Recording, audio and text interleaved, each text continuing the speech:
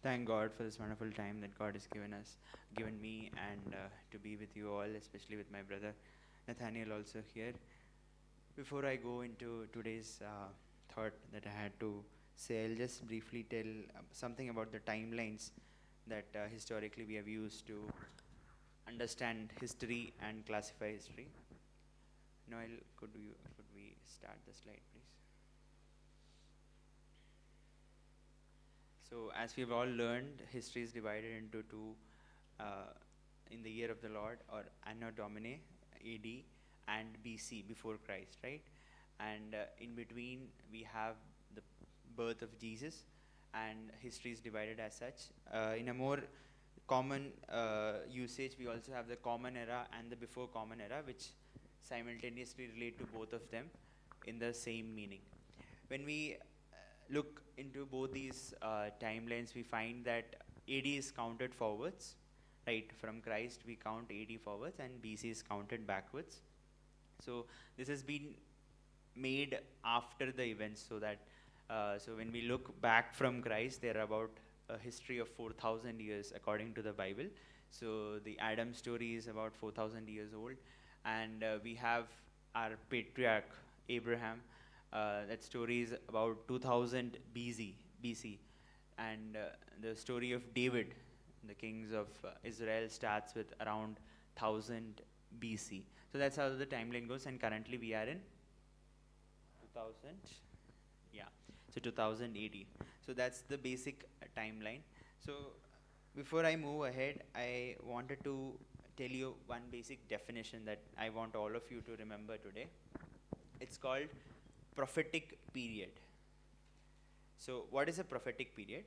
Prophetic period is a time between the time of prophecy and the time of its fulfillment. Can we move on to the next slide, please? Noel? Yeah. So when you look into this diagram, we have David prophesying about the birth of Jesus Christ, right? In Psalms 22.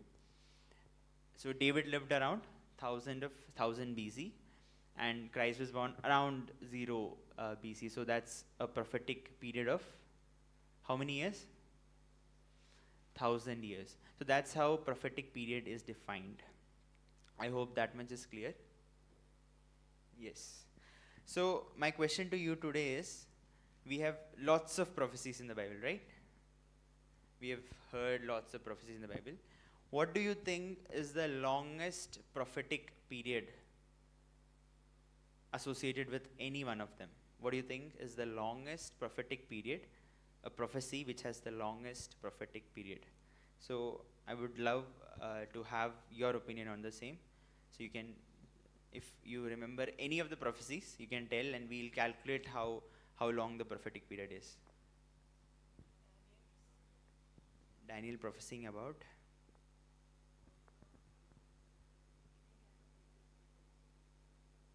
beginning and fulfillment of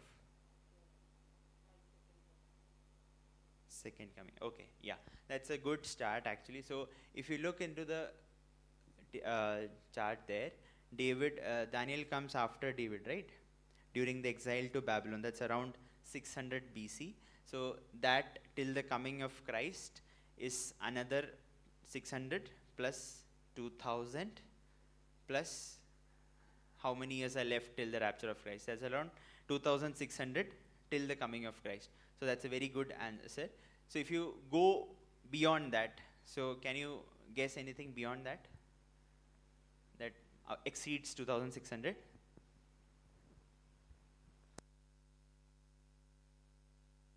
Okay, yeah, that's a good start. So God prophesies this to Adam and Eve, that your seed shall destroy the serpent, right?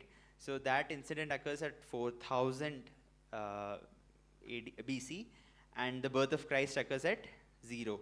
So the difference is 4000 years. Okay, so that's very good, 4000. So can we think longer than that?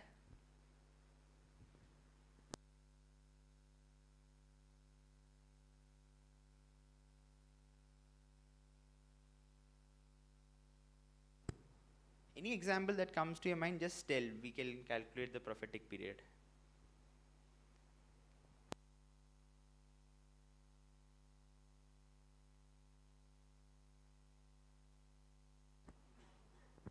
Anyone? Okay, now for our reading today, we'll go on to Jude chapter 14, verse 14, sorry. Jude, verse 14. Next slide, please. Can somebody help me with the verse? Jude, verse 14.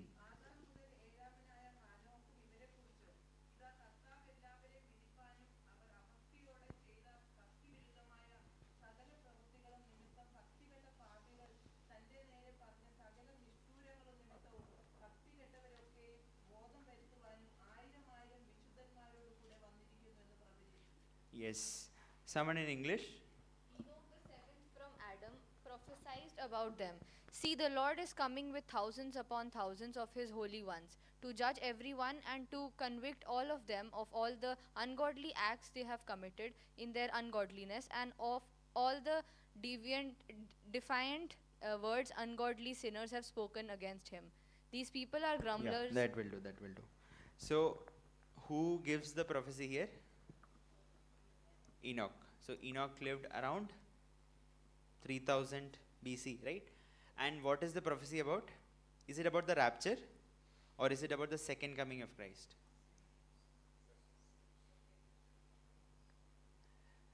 Read a bit more. We'll this verse here, no? To execute judgment upon all, verse 15. To execute judgment upon all and to convince all that are ungodly among them. So where does judgment occur? After the millennial period or before the millennial period? After the millennial period, right? So we have a period from 3000 to Christ, that's 3000 years, plus a 2000 to the current situation where we are, plus 1000 of the millennial era. So that's around 6000.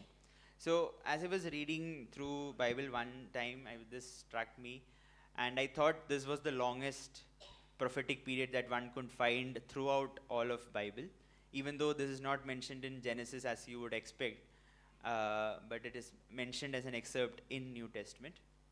So this is the maximum I have found. So anytime you come across a prophecy, try calculating, thinking about the prophetic period, and if it comes out to be more than 6000, please let me know. I would also want to correct myself, and I'm very thankful for the time that Church has given me. I hope this has been a blessing to you all. Thank you.